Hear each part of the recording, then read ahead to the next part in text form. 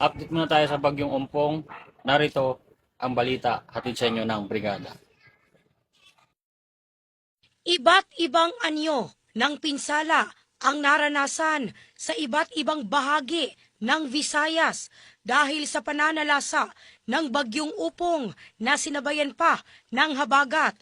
Kabilang dito ang malawakang pagbaha, pagbagsak ng mga puno at pagkasira ng mga kabahayan. Kabilang sa mga apektadong lugar ang Antique, Cebu, Southern Leyte, Northern Samar at Bacolod City. Sa Antique, binaha ang mga kalsada at nahirapan ang ilang sasakyang tumawid sa rumaragasang tubig. Patuloy din ang monitoring ng local authorities sa ilang mga ilog ng probinsya.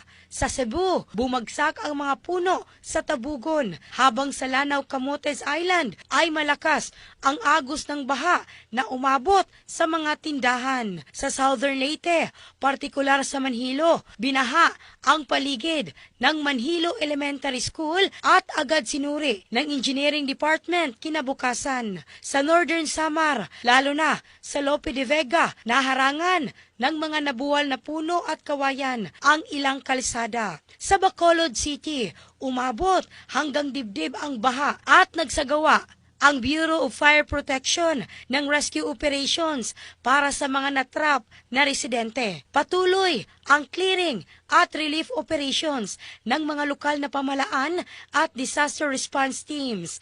Pinapayuhan ng publiko na manatiling alerto, iwasang tumawid sa rumaragasang tubig at makinig sa abiso ng LDRRMO habang nagpapatuloy ang mga pag-ulan at banta ng pagbaha sa rehiyon.